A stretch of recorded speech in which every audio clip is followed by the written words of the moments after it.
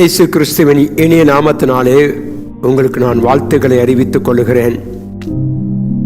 இந்த நாட்களிலே நாம் உத்தமமாய் ஜீவிக்க வேண்டும் என்று வேதம் சொல்லுகிறது. கலப்படம் நிறைந்ததான உலகம், அசுத்தம் நிறைந்ததான உலகம், அந்தகாரம் நிறைந்ததான உலகத்திலே தேவனுடைய பிள்ளைகளாகிய நாம் உத்தமமாய் ஜீவிக்க வேண்டும் என்று நமக்கு தேவனுடைய வார்த்தைகள் இருக்கிறதுக்காய் நன்றி செலுத்துவோம்.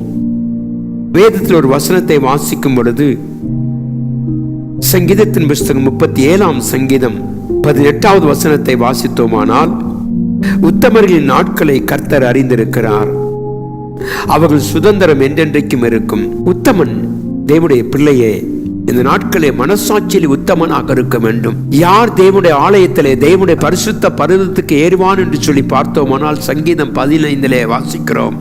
உத்தமனாய் நடந்து நீதியை நடப்பித்து மனதார சத்தியத்தை பேசுகிறவன் தானே. என கண்பான தெய்வ பிள்ளையே, இந்த கால வேளையில நம்முடைய இருதயம் கர்த்தருக்கேற்ற உத்தமம் இருக்கிறதா? தேவனுடைய வார்த்தையில் நிலைத்திருக்கிற அனுபவம் இருக்கிறதா? உத்தம இருதயத்தோடு கர்த்தரை தேடுகிறோமா?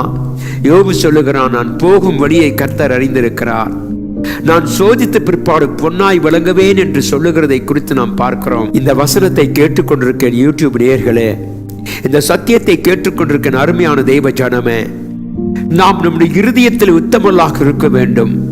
தேவனுக்கேற்ற விதத்திலே வாழக்கூடிய ஒரு அனுபவத்தை கர்த்தர் நமக்கு தருவாராக. ஒவ்வொரு நாளும் நம்முடைய இருதயத்தை ஆராய்ந்து பார்த்து கர்த்தாவை உத்தம இருதயத்தோடு பின்பற்ற எனக்கு உதவி செய்யும் என்று சொல்லுவோம். ஆகவேதான் கர்த்தராகிய ஆண்டவர் சொல்லக்கூடிய காரியம் அதுவாகத்தான் இருக்கிறது. இன்றைக்கு நாம் சொல்லுவோம், கர்த்தாவே எங்களுடைய இருதயத்திலே உத்தமமாக இருந்து சுத்தமுள்ளவனாக இருந்து உம்மை ஆராதிக்க எங்களுக்கு உதவி செய்யும் என்று கேட்போம். ஏனென்றால் நம்முடைய வாழ்க்கையில தேவன் எதிர்பார்க்கிறதான உத்தமம், நீதியும் பரிசுத்தமும் இருந்தால் நம்முடைய வழிகளை கர்த்தர் அறிந்திருக்கிறது மாத்திரமல்ல, நமக்கு கர்த்தர் சுதந்திரத்தை தந்திருக்கிறார். என கண்பான தெய்வ பிள்ளையே, நாம் உத்தமமாய் நடக்கும் பொழுது கர்த்தர் நம்மை பிரியமாய் இருக்கிறார். நீ உத்தமமாய் நடக்கிறபடினாலே உண்மையில் நான் பிரியமா இருப்பேன் என்று கர்த்தர் சொல்லுகிறார். நல்ல மனுஷன் நடைகள் கர்த்தரால் உறுதிப்படுத்தப்படும், அவருடைய நடைகளிலே கர்த்தர் பிரியமாய் இருக்கிறார் என்று சொல்லி வாசிக்கிறோம். இந்த கால வேளையிலே நம்முடைய இருதயம் உத்தமமாக இருக்கிறதா?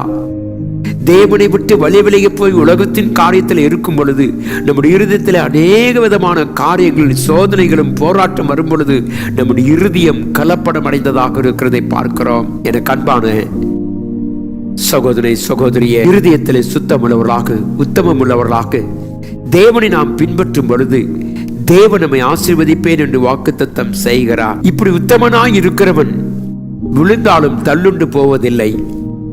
ஒருவேளை அவனுக்கு எதிராக அநேக சத்துருக்கள் எழுப்பி அவனுடைய வாழ்க்கையை அசுத்தப்படுத்தி விலை செய்யும்படியாய் வந்தாலும் கர்த்தர் அவனை தாங்குவேன் என்று கர்த்தர் சொல்லுகிறார். ஹல்லேலூயா! எத்தனை பெரிய ஆசீர்வாதம்! நாம் உத்தமமாய் கர்த்தரை பின்பற்ற வேண்டும். யோபு உத்தமனாய் பின்பற்றினான், நீதி உள்ளவனாய் கர்த்தரை பின்பற்றினான். உலகத்தில் அசுத்தங்கள், அந்தகாரம் இருந்த பொழுதும் கூட அவன் தன்னை தீட்டுப்படுத்திக் கொள்ள விரும்பவில்லை. அருமையான தெய்வ பிள்ளையே, இன்னைக்கு நம்மை கர்த்தர் காத்துக் கொள்வாராக.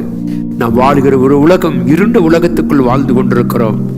தேவனை வெளிச்சம் எடுக்கப்படுகிற நாட்கள் மிக சமீபம்.